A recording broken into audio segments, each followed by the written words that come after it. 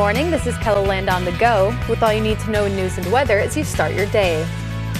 Meade County authorities have arrested 2 suspects, each involved with separate incidents that happened Friday night. A stolen car report led law enforcement to the 7700 block of North Haynes Avenue, about 6 miles north of Rapid City, around 11:15 p.m.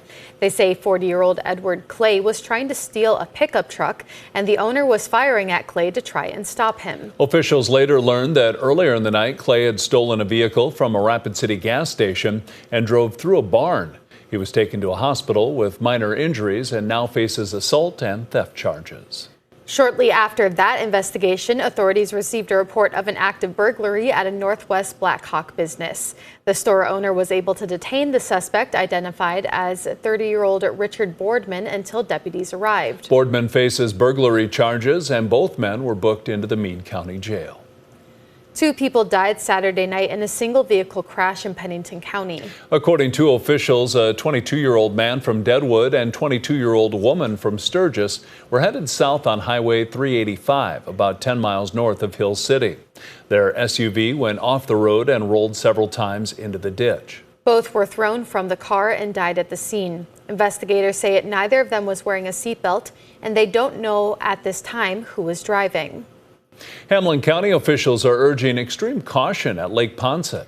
On Sunday, a pickup fell through the ice at the Sorensen Lake access. A tow truck was able to pull the pickup out of the water, but the lake access was shut down while crews worked to remove it safely. The Hamilton County Sheriff's Office says there were no reported injuries. Well, now let's get a check on our weather with meteorologist Scott Munt. Good morning, Scott.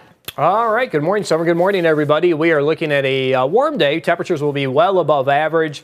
60s today across western South Dakota, much like what we had yesterday. A high of 64 in Rapid City, 57 in Pierre and Chamberlain, 57 in Mitchell, 54 in Sioux Falls, 48 in Aberdeen, and 45 today in Watertown. A little cooler tomorrow. Clouds will be a little thicker. Even a chance at a couple of scattered showers, mainly in central South Dakota. I'll have more details on your forecast coming up. Thank you, Scott. The Black Hills have had an unusual winter with a lack of snow compared to previous years. This has led fuels such as burn piles being left on the ground, which cannot be burned due to a lack of moisture in the ground. Fuel loading is there and they can't burn in the Black Hills. In the Black Hills Forest Fire Protection District, they have to have 2 inches of snow for the small, like hand piles, slash piles we call them, and then for the bigger piles, they have to have at least 6 inches of snow. Even for individuals with burn permits, fire services are asking you to make sure the weather holds up and that when that happens, that you contain the burn. There are a couple of new things for fans to check out in Luverne, Minnesota's hockey arena. Saturday, 2 trophy cases were unveiled to honor longtime former coach Dan Smize and the players who took part in the program's first season in 1979. Many of the kids just believe it's an indoor rink. That's how the hockey is, but they didn't realize these original players skated on an outdoor ice with figure skates, and it was pretty frigid temps for them. There was also a season where the players had to play soccer because the mild winter left the outdoor rink with no ice. A mild start to January has people spending more time outdoors, but the unseasonably warm weather isn't ideal for a new attraction in downtown Sioux Falls. Crews are out each morning to clean up the ice ribbon at Jacobson Plaza.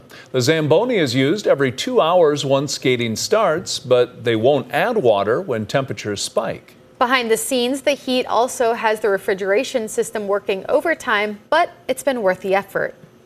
It's been, 45 days. We're just around that 16,000 skater mark. That's pretty equivalent to the last 3 or 4 years of our natural ice rinks. And we've been running 6 natural ice rinks over that course of time. So to compare 16,000 in 45 days to 16,000 over 4 years is pretty impressive. The ice ribbon is open 7 days a week and, weather permitting, will remain open until mid-March.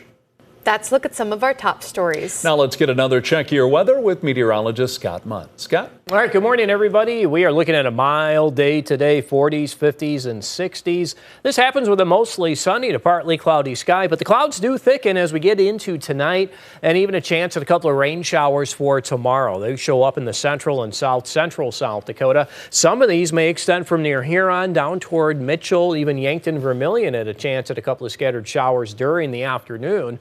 And then as colder air comes in tomorrow night, flurries and snow showers may show up. A lot of that trying to show up in the central South Dakota. Anything that falls and hits the ground will remain light. We're watching Friday for a better chance of accumulating snow, especially across eastern South Dakota, Minnesota, and Iowa. And as the snow's falling, these winds pick up. We could see wind gusts over 30, over 40 miles per hour.